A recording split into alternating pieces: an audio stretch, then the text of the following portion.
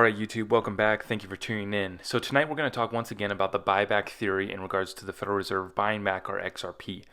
Now, full disclaimer, once again, I do not believe that there will be a buyback. However, we need to talk about this, okay?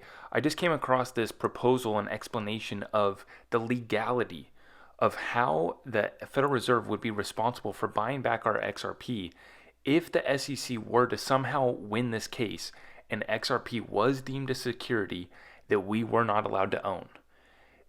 The confiscation of our property, them trying to take our property from us, which would be XRP in this case, would be against the Constitution, and we're going to explain this here in this video. This is why I'm covering this once again. Remember, I do not believe that there will be a buyback because I do believe 100% that this case will be settled up or Ripple will end up winning the case.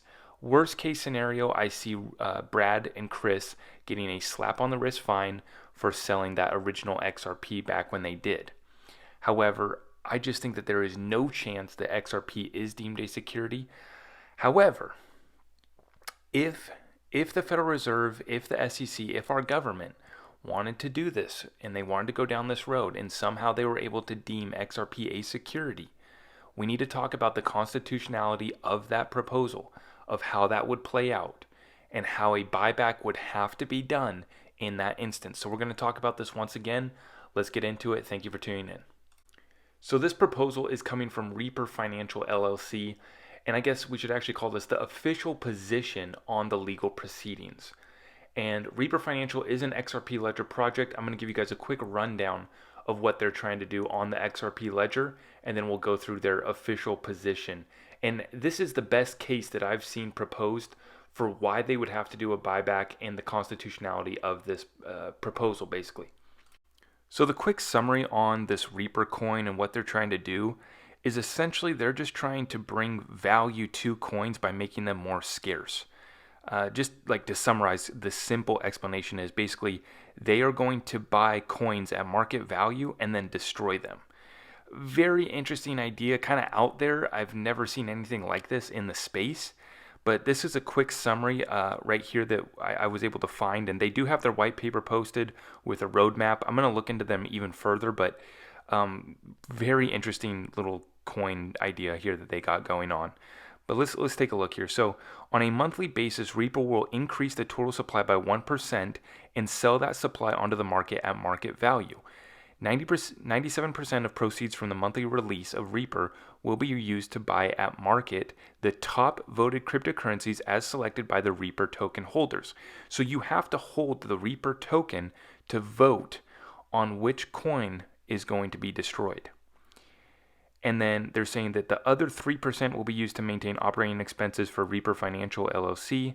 But basically 97% of the proceeds from that monthly release of the Reaper coins is going to go to buy the coin that is top voted by the Reaper holders, and then they will destroy it, I guess, at the end of the month or that next month. They're saying that the cryptocurrencies as voted by the holders will be bought in equal percentages to their vote. The coins tokens acquired will then be reaped, which is burnt or black holed, and the coins will be secured and destroyed and published for a record complete with blockchain analysis receipts for proof of the reaping. So now that you have that background on what they're trying to do, let's go back to their official position on the legal proceedings of this Ripple versus the SEC lawsuit. So here we go. The SEC proposes that XRP retail investors are in possession of unregistered securities, meaning that XRP would give holders a portion of the Ripple company and influence its decisions as shareholders. What Reaper Financial does is buy digital assets or property and destroy it. By the fact that XRP and XRP assets can be purchased and destroyed at the will of their owners without the permission of Ripple or affecting Ripple's company in any way, means that XRP can only be considered a product and thereafter property of the purchaser, which may be bought and sold privately or through a marketplace in the same manner as a used car. If I were to buy a Ford Mustang, it does not give me partial ownership of Ford Motor Company. I can destroy that Ford Mustang because I own it. Ford is not affected by me destroying it because it is my property, not Ford Motor Company's property. Retail investors have every right to acquire, buy, sell, or trade digital property.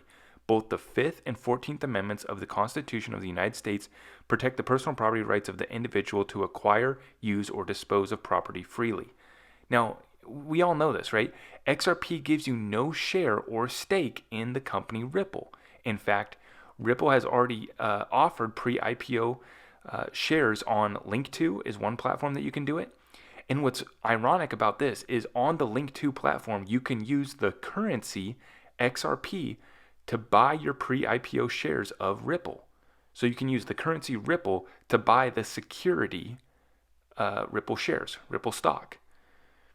So in his explanation here, what he's talking about is the fact that XRP is a property. It is a currency that we own, and it gives us no share or stake in Ripple, and we can do whatever we so please with that XRP, and it has no effect on Ripple or that company. Now let's continue on. Per the Fifth Amendment, nor shall private property be taken for public use without just compensation.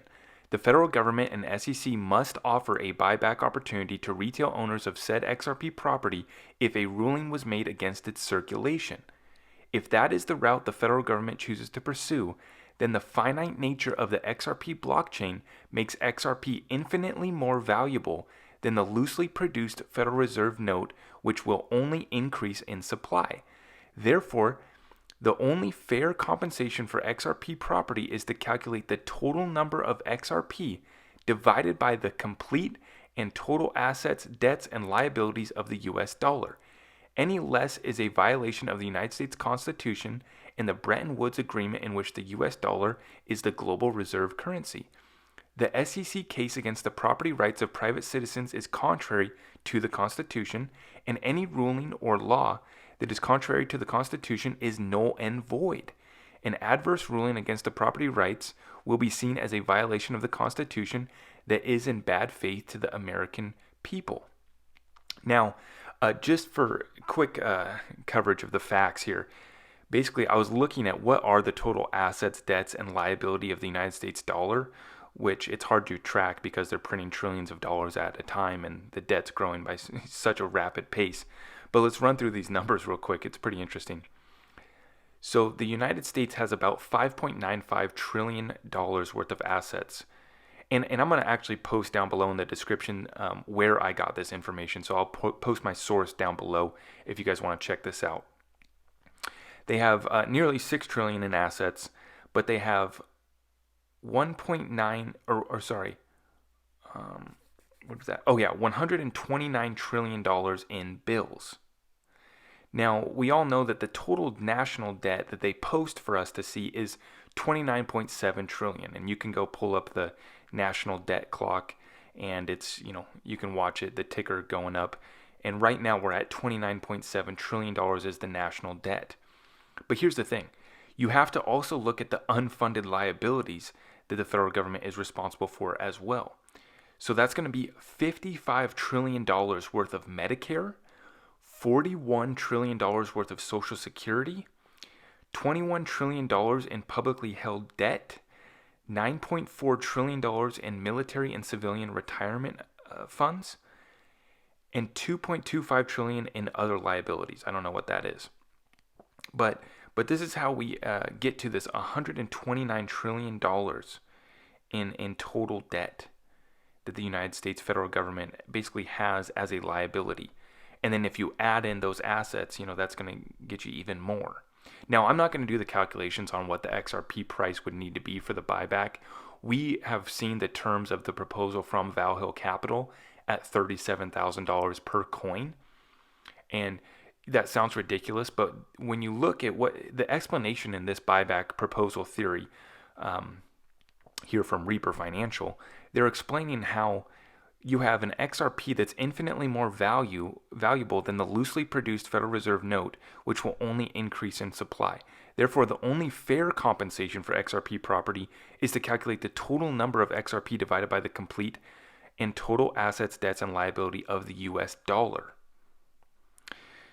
So this is where these numbers come from. If you look at the proposal in the Valhill Federal Reserve buyback proposal, that's kind of included in there. And this is the best explanation that I've kind of seen of why they would have to do a buyback, to give us that fair and just compensation for taking our property, which would be XRP.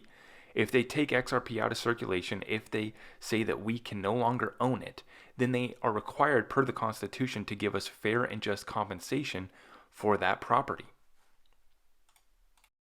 Now, this official position comes from Patrick Riley, who is the CEO and founder of Reaper Financial LLC. Now, I do want to say this. People are taking advantage of the fact of the spotlight that's shining on the XRP lawsuit right now, and they know that if they come out and make bold statements like this, they will get a bunch of traction. They will get a bunch of people following them. They will get a bunch of people that are interested in their project, which in this case is Reaper Financial. Now, in no way am I affiliated with this coin with Patrick Riley. I have never even heard of this guy before until this came out like a week ago. And so what I'm saying is people are using this opportunity to get their project on the map and to get the attention of XRP holders. Now, when I look through the Valhalla Capital guys, those guys seem very legit. They seem very interested in not only XRP holders, but the future of the United States, and understanding that the United States is in a debt crisis and how XRP could solve that. So, I just want to say that, yes, there are bad actors. There are people that are just using this opportunity to take advantage and get attention for their project. I don't know if that's the case here. I'm not affiliated with this guy or this project in any way.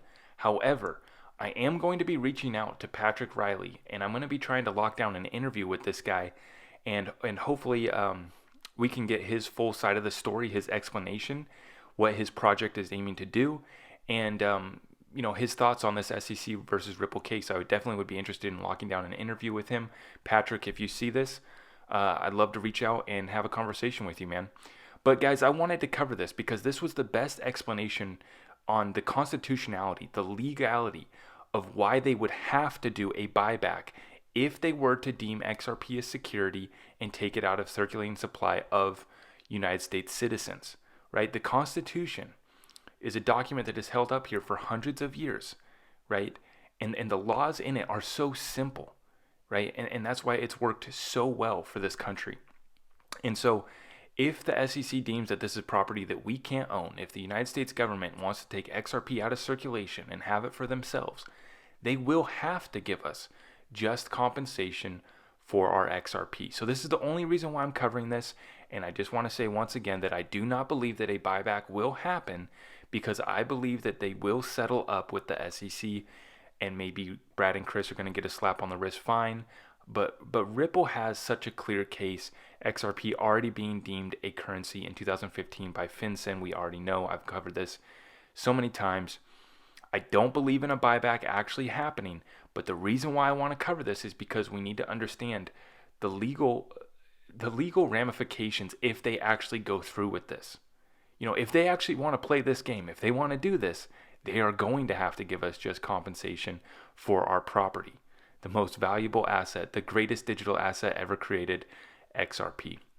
So anyways, I appreciate you guys for tuning in once again. This is probably the last that I'll cover of the buyback theory. We'll see what happens this month. It's going to be a very exciting month in regards to the Ripple versus SEC lawsuit, the discovery phase ending on January 19th. Ripple and the SEC have to talk about a settlement for 14 days after that. That's going to take us out to February 2nd, I believe.